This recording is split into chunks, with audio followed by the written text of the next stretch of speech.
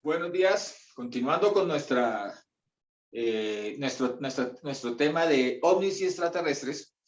En la ocasión pasada vimos el preámbulo, era una introducción básicamente para que fuésemos entendiendo que tenemos que ir decantando las fuentes para poder entender y profundizar respecto a este fenómeno o a esta pues boom que existe de apariciones y de historias de abducciones y demás acerca de que giran alrededor de elementos voladores que no tienen explicación lógica o de seres muy diferentes a nosotros con ciertas, pero con ciertas características que la asemejan a ser algo humano, humanoide, similar, no sé, incluso homínido, podríamos llamarlo, primate, no sé. En todo caso, lo digo así porque en su momento tendríamos que ir definiendo no solamente quiénes son estos seres extra o intraterrestres y desde luego aquellas naves que les acompañan. En la ocasión pasada incluso dijimos que en la mayoría de los estudios que se han realizado respecto a este fenómeno, se ha llegado a entender que más o menos el 7 o el 5% son hechos inexplicables. Muchos de ellos en razón en cuanto a las naves, en cuanto a que no tienen elementos aerodinámicos como los que acostumbramos a conocer para nuestros instrumentos de aviación o de vuelo. Y en otros casos, porque son historias que se pueden explicar a través de fenómenos naturales. Un poco más profundo científico, con mayor profundidad científica que con la lógica normal. Tengamos en cuenta que así sea el 1% nomás, que sean ciertos, que sean honestos y que sean inexplicables, vale la pena mirarlo desde la óptica de la palabra. ¿Por qué? Porque en la medida en la que más se esté generando este tipo de fenómenos, estamos más cerca, diría yo, de que un acontecimiento a nivel global se presente y debemos saber qué es lo que, de dónde proceden, quiénes son, porque en muchas ocasiones se nos pueden presentar personas a las cuales dicen, no, es que son una bendición, son buenísimos, son lindos, ¿sí? Otros dirán lo contrario. Vamos a establecerlo desde el punto de vista de la palabra. Entonces, que sea la palabra la que nos habla. En la ocasión pasada decíamos que cuando escribíamos la creación, decíamos que existía un plano superior, plano espiritual, donde está el Gan Edén, donde está el trono de Jehová, de donde fue expulsado Adán y Eva por haber tomado del fruto de, donde fueron enviados, más bien sería la palabra. Adán y Eva, una vez tomado el fruto del conocimiento del bien y del mal, y en su puerta pusieron unos querubín y pusieron el Señor puso una espada de fuego para impedir que los seres humanos retornasen a ese lugar y pudiesen tomar del árbol de la vida. Porque si una vez Adán y Eva volviesen y tomasen del árbol de la vida, la muerte ya no los podía cobijar. Decíamos que, ¿cómo entendían ellos la muerte? Porque en el plano terrestre sí había muerte y había reproducción, había nacimiento. Entonces decíamos que a partir de esto podemos entender no solamente toda la estructura de la palabra, sino también podemos entender, entendiendo Génesis 1 y 2, podemos entender cuál es la mentalidad y el tipo de redacción del Eterno en Apocalipsis, por ejemplo, que es un tema que nos apasiona y que es un libro que nos advierte de los hechos que están ya sucediendo, los que están por suceder y que además nos brinda doble bendición, según lo dice el mismo contenido del libro de Apocalipsis. Entendamos algo. En la ocasión pasada establecimos que en el sexto sello es el último de los 7 sellos que tiene acontecimientos que se narran en la tierra y en el cielo, en ese orden. Primero en la tierra y segundo en el cielo. Y narra acerca de terremotos, narra acerca de que el sol se oscurece por ese gran cimbronazo que sufre la tierra, al parecer por el polvo que se levanta, o así lo entendimos, el polvo que se levanta oscurece el sol y enrojece la luna en su reflejo de la luz en la noche. Dice allí que las estrellas del cielo caen sobre la tierra como si un higo fuese sacudido y entonces caen todas ellas a tierra de manera en masa, en multitud. Y luego narra, eso va en Apocalipsis 6, 12 al 14, y luego narra hechos que suceden en el cielo, para luego, o sea, no, ya allí estamos rematando los sellos, los 7 sellos, ¿por qué? Porque el séptimo sello anuncia es un gran silencio. Y durante ese silencio se preparan los 7 malajim, los 7 ángeles, que habrán de tomar en sus manos los shofar, y se forman los 7, o sea, allí ya nos habla de que los acontecimientos van a ser muy inmediatos. Allí quedamos diciendo que para nuestra interpretación, esas terremotos, ese oscurecimiento del sol, el enrojecimiento de la luna, corresponden a una explosión atómica. Y conocemos que la explosión atómica sucedió en Hiroshima en 1945 y para 1947-48 se crea el Estado de Israel. La señal de los últimos tiempos, una de las señales es que Israel retorna a su tierra. Y así lo entendemos desde lo terrenal y desde lo celestial. Se entiende ese retorno como la señal de que estamos a puertas de la venida del Señor y de la última generación. Entonces, sucede no por coincidencia, sino por advertencia, por señal, que es a partir de ese periodo también cuando se incrementan los fenómenos llamados ovnis. Se incrementa también como una señal que acompaña a la señal de Daniel, la ciencia, el desarrollo tecnológico se acelera de una manera asombrosa. Cosas que no se habían logrado en 5.000 años, se logran en 20 años. Entonces, son desarrollos que incluso están al alcance de todos, para bien o para mal, pero están al alcance en general de todo aquel que quiera buscarlos.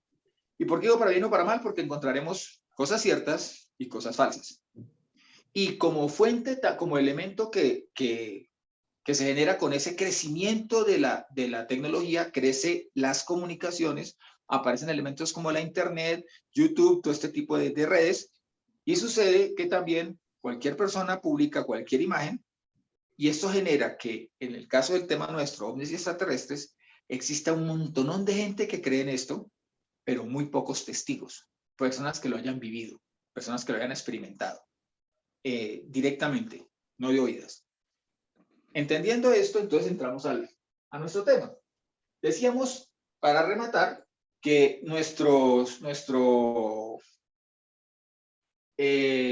universo se entiende desde la ciencia de diversas maneras, pero se entiende en general que nuestro universo es un universo hecho de ondas, se entiende así, de ondas, y de vacíos, porque aún los átomos, en su gran mayoría, son vacíos. Lo que vemos está constituido por un montón de partículas diminutas, microscópicas, que en su gran mayoría son vacías para poder circular en medio de ese vacío, tener movimiento en medio de ese vacío. Se hablaba que dentro de las teorías estaban la teoría de los multiversos, muy mentada por estos días, sobre todo con algunas películas, y universos paralelos. Los universos paralelos es que pueden coexistir universos, diversas realidades, llamémoslo de esa manera, en un mismo espacio y en un mismo tiempo.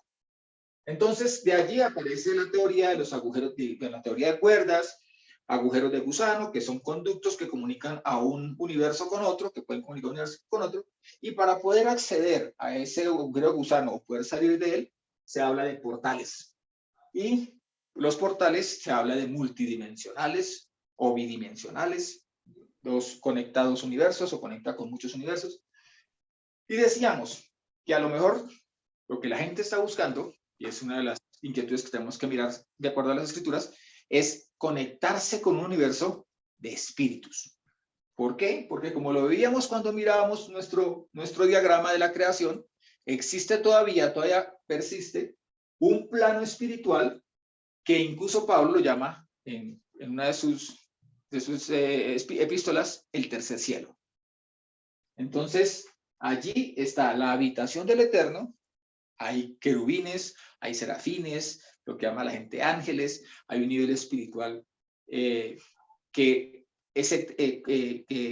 acompaña al Eterno, aun cuando el Eterno debemos entenderlo, a nuestro Elohim, como alguien que lo ocupa todo, porque lo llena todo.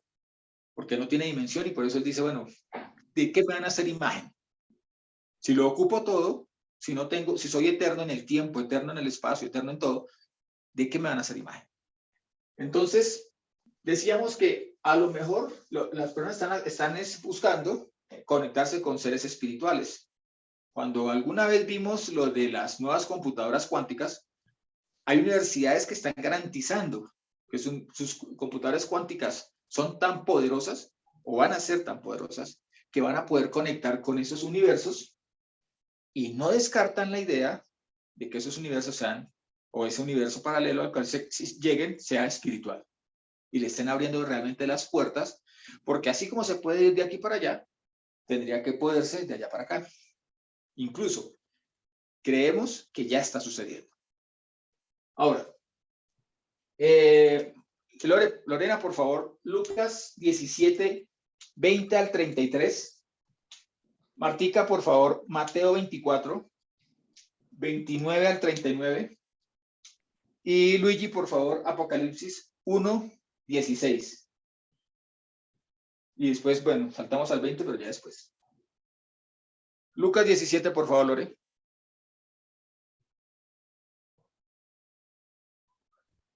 Ya.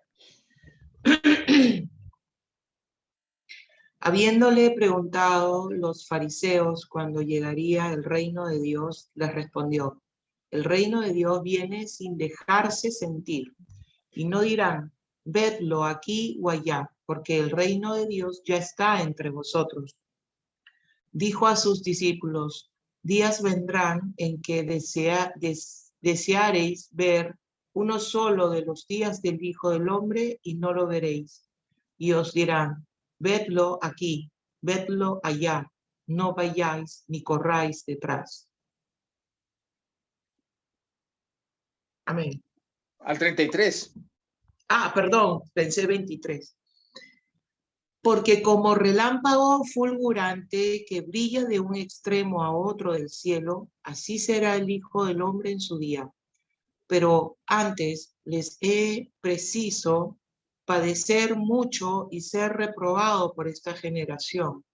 Como sucedió en los días de Noé, así será también en los días del Hijo del Hombre. Comían, bebían, tomaban mujer o marido, hasta el día en que entró Noé en el arca, vino el diluvio y los hizo perecer a todos. Lo mismo como sucedió en los días de Lot: comían, bebían, compraban, vendían, plantaban, construían. Pero el día que salió Lot de Sodoma, Dios hizo llover fuego y azufre del cielo y los hizo perecer a todos. Lo mismo sucederá el día en que el Hijo del Hombre se manifieste. Aquel día, el que esté en el terrado y tenga sus enseres en casa, no baje a recogerlos, y de igual modo el que esté en el campo no se vuelva atrás. Acordaos de la mujer de Lot. Quien intente guardar su vida, la perderá. Quien intente guardar su vida, la perderá, y quien la pierda, la conservará. Yo os lo digo, aquella noche estarán dos en un mismo, ahí nomás, 33, quien intente, sí. Amén. Está diciendo, bueno, le están diciendo, Señor, ¿qué señal habrá de tu venida? El Señor dice, si esperan señal, aquellas de el semáforo está en amarillo, prepárense porque viene en verde, propiamente no será así de evidente. Lo que sí será evidente es que aparecerá de un extremo al otro de la tierra, recogerá a los escogidos, ¿sí? Como el relámpago, así de rápido, en un abrir y cerrar de ojos. Entonces, pero advierte lo siguiente, dice, pero si ustedes se ponen a mirar los tiempos, ¿qué es lo que va a estar sucediendo? Todo va a parecer normal. Va a parecer, ¿en qué sentido? Porque compara con la época de Noé y con la época de Lot. Téngase en cuenta que hay elementos que conectan. Dice, estaban comiendo, normal, bebiendo, normal. Que sea en fiestas, que sean desórdenes, que sean glotonerías, eso lo dice el libro de Pedro, eso ya es más en detalle. Pero en principio, un día normal. Comían y bebían. Pero marca la siguiente diferencia. Para Lot, dice Lot, sembraban, plantaban y al mismo tiempo estaban construyendo. Pero es que eso es lo que pasa en el día de hoy también. Se planta, algunos están en el campo, está hablando de lo rural, se planta en el campo. ¿Y dónde es donde más se construye? En lo urbano, en las ciudades, en las grandes ciudades. Pero vamos a mirar también a Noé. En Noé se marca una diferencia. Utiliza dos palabras. Dice, se estaban casando, se casaban con, en el griego dice hasta ahí, se casaban con. No dice con quiénes. No dice si era entre mujeres, entre hombres.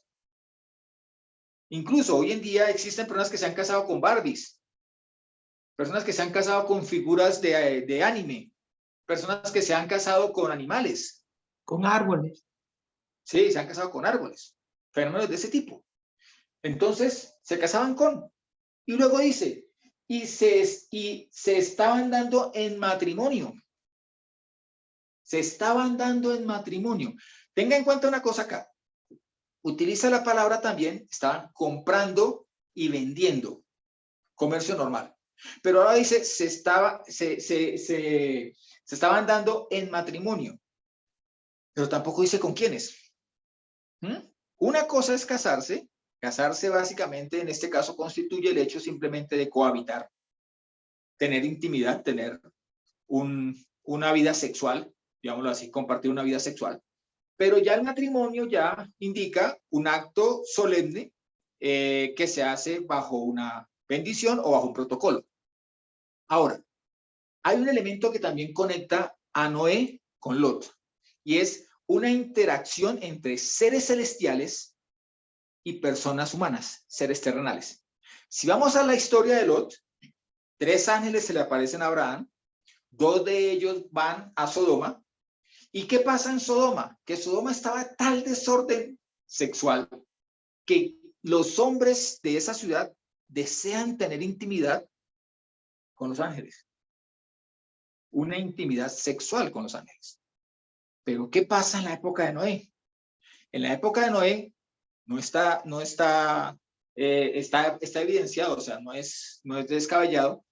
Los seres humanos, las mujeres sobre todo, tenían relaciones sexuales con los Irín, que eran querubín que habían caído en pecado al desear a las mujeres de la tierra.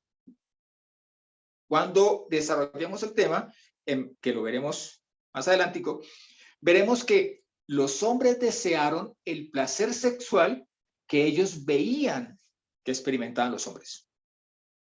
Pero lo que no entendían era que ese placer o ese acto sexual se tenía que hacer primero bajo la programación dada por el Eterno, por el Todopoderoso, y segundo, se hacía porque había que generar nacimientos para poder reponer a los que fallecían, mientras que estos seres espirituales no fallecían, fueron creados para ser eternos. Entonces, no tenían derecho, no les era facultado, no les era aprobado tener ese tipo de intimidad, ni siquiera entre ellos, mucho menos con los seres humanos a quienes habían sido enviados a guardiar, a custodiar, a cuidar. Ahora, ¿qué nos dice Mateo 24, 29 al 30? Por favor, Martica. Al 39, 29 al 39.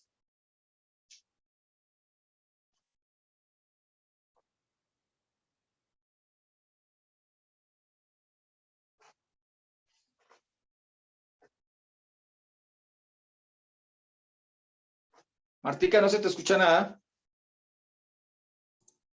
Ok. Pero inmediatamente después de la tribulación de esos tiempos, el sol se oscurecerá, la luna dejará de brillar, las estrellas caerán del firmamento y los poderes en el cielo se estremecerán. Después la señal de Ben Adán aparecerá en el firmamento. Todas las tribus de la tierra llorarán y ellos verán al Ben Adán viniendo en las nubes del cielo con tremendo poder y gloria. Y enviará a sus malajim, a sus ángeles, con un gran shofar, y reunirá a su pueblo escogido de los 4 vientos de un extremo al otro del cielo. Ahora, dejen que el árbol de higos les enseñe esta lección. Cuando sus ramas comiencen a brotar y las hojas aparezcan, ustedes saben que el verano está cerca. De la misma forma, cuando vean todas estas cosas, tienen que saber que el momento está cerca a la puerta. Sí, en verdad les digo, esta gente seguramente no morirá antes que todas estas cosas pasen. El cielo y la tierra pasarán, pero mis palabras no pasarán. Pero cuando vendrá ese día y hora, nadie sabe, ni los malajim, ni los ángeles del cielo, ni el Hijo, solo el Padre. Porque la venida del hombre será como en los días de Noé. En aquellos tiempos, antes del diluvio, la gente seguía comiendo y bebiendo, tomando esposas y dándose como esposas hasta el día que Noé entró en el arca. Y ellos no sabían lo que estaba pasando hasta que vino el diluvio y fueron arrasados. Asimismo será cuando venga el Hijo del Hombre. Estaban también, repite, casándose y dándose en casamiento. Pero Mateo ya no invoca a Lot, sino que invoca solamente a que hagamos memoria de lo que precedió al diluvio. Y hablando de que no esperemos a que los hechos acontezcan, sino que estamos hablando de lo que precede, también dice, habla de la higuera, pero ya no habla de la higuera dejando caer sus frutos, sino que habla de la higuera reverdeciendo para prepararse para florecer y dar fruto. ¿Sí? Ahora, entiendo que en el caso de la higuera, el fruto es al mismo tiempo la flor. Entonces, debemos estar preparados porque cuando el fruto aparece, ya queda muy poco tiempo para su madurez y caída. Y también vuelve y habla de la caída de las estrellas. ¿Después de qué? Después de una gran tribulación. ¿Esa gran tribulación para quién es? ¿A quién está dirigida esa gran tribulación para ese tiempo? Al pueblo de Israel, a los judíos. Entonces, por eso, enmarcábamos todo dentro de una bomba atómica de Segunda Guerra Mundial, finalización de la Segunda Guerra Mundial con la aparición de la ONU y la gestación, la aprobación de una nación judía que más tarde sería una nación israelita o hebrea. Entonces, esos tiempos, para el caso, para el análisis, en los tiempos que de Apocalipsis 6, 7 y 8.1, que son los tiempos de los sellos, ya pasaron. Estamos en los tiempos de los chofar, o los choferín, más bien, de los chofares o choferín, o trompetas, que llaman algunos. Entonces, allí que nos dice, miren la frase que utiliza, dice, y las estrellas, en el versículo 29 dice, y las estrellas caerán, ¿de dónde? Del cielo.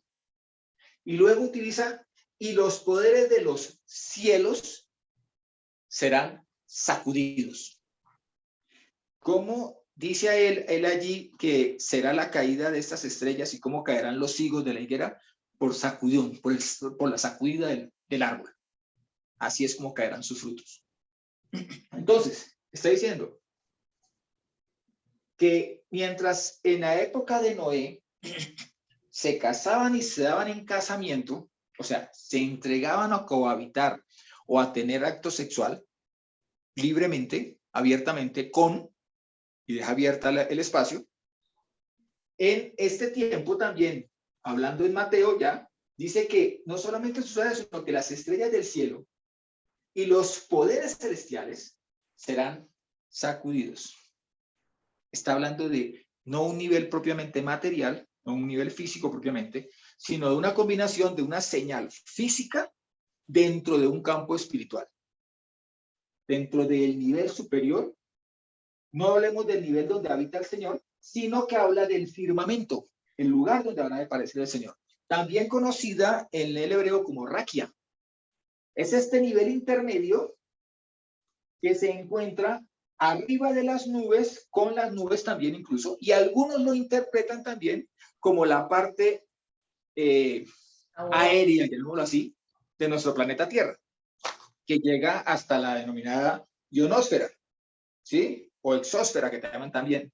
O sea, esas alturas en las cuales incluso orbitan los satélites. Hasta esa parte incluso la integra el llamado firmamento. O sea, cuando miras hacia arriba, todo eso que tú ves, llamaríamos raquia o firmamento. ¿Qué dicen las escrituras? que allí, en ese campo, incluso antes de que la creación terrestre fuese evidente, ya se movían los seres celestiales.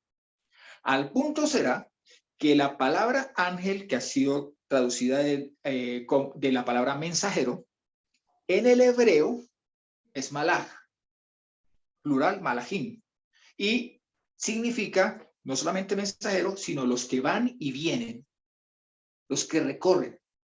Por eso son mensajeros. Incluso en algunas ocasiones en las escrituras llevan mensajes de los hombres al Señor y en otras del Señor o del eterno Elohim a nosotros los hombres. Entonces, eran los que se movían dentro de ese campo en el cual el Señor dice que Él aparecerá en el firmamento. En las nubes, descenderá de las nubes con su ejército, con su gran batallón. ¿A qué? Lo primero, a recoger a los escogidos. Ahora, hay gente que dice, o sea, que está hablando de una nave espacial, es un ovni. ¿Qué dice allí? Allí dice que será en un abrir y cerrar de ojos. Será como el relámpago que aparece. No será una cosa teatral, encuentros cercanos del tercer tipo, que de repente la nube empieza a moverse y empieza a descender. Y entonces convoca a todos y envía naves. Una nave. Lo bueno sí es que casi todas las invasiones a la Tierra son en Nueva York, son en Tokio, son en París. Entonces, nosotros los de país tercermundista no somos tocados, no somos del interés de los extraterrestres. Entonces, aparecen allí, y allí los recogen a todos y los montan en la nave. El Señor está diciendo allí que los recoge ¿para qué? Porque tiene una sede de gobierno que se llama Jerusalén. Y desde allí nosotros gobernaremos con él. Entonces, continuando dice, los poderes de los cielos, la palabra poderes significa dinameis. Dinameis nos habla de autoridad, de capacidad, de fuerza. ¿Para qué? Para conseguir algo. Autoridad, capacidad y fuerza. Ahora, la autoridad y la capacidad tiene que ser recibida, tiene que ser otorgada por alguien. La fuerza ya es la disposición propia. Incluso por eso algunos, pasando por encima de la autoridad y la capacidad, se vuelven dictadores a partir de la fuerza. Esa es la dinameis, que es el Strong 1411. Luigi, por favor, Apocalipsis 1:16 y te saltas de ahí al 20, por favor. Al 1:20, por hecho.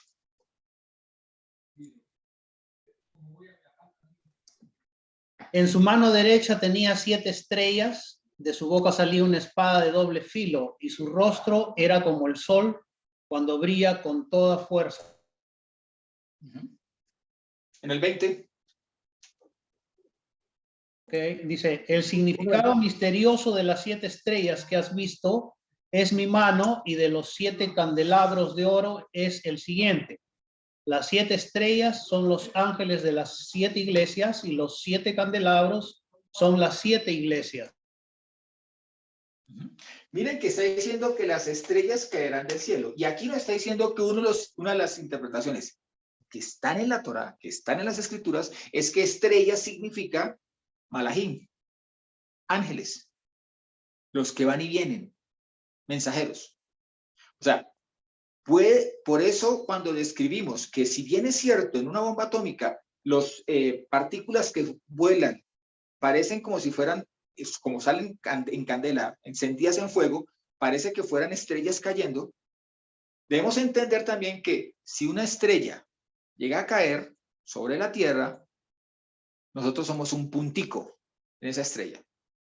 Porque la estrella llamada nuestro Sol no es que sea de las más grandes, es más bien pequeña. Y aún así cabemos varias veces, la Tierra cabe en esa estrella, nuestra estrella más próxima.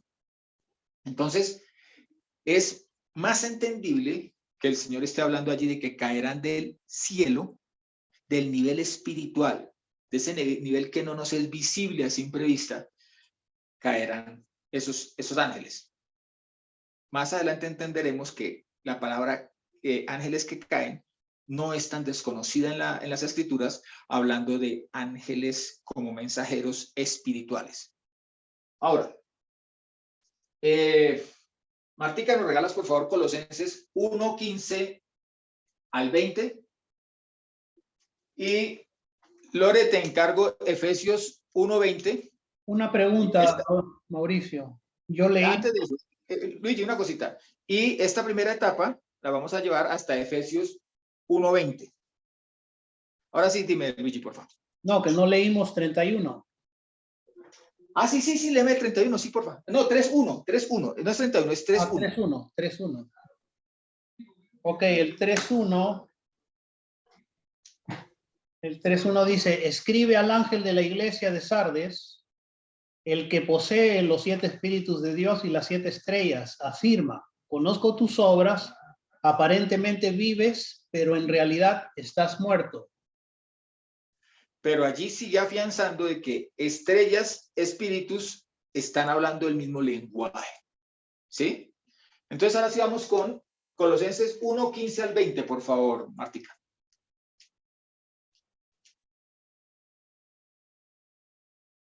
Colosenses 1 del 15 al 20 dice, Él es la imagen visible del Elohim invisible.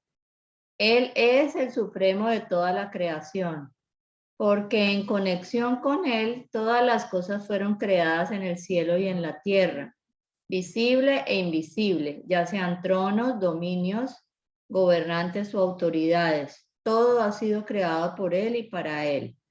Él existió antes que todas las cosas y mantiene todo sujeto unido en coherencia.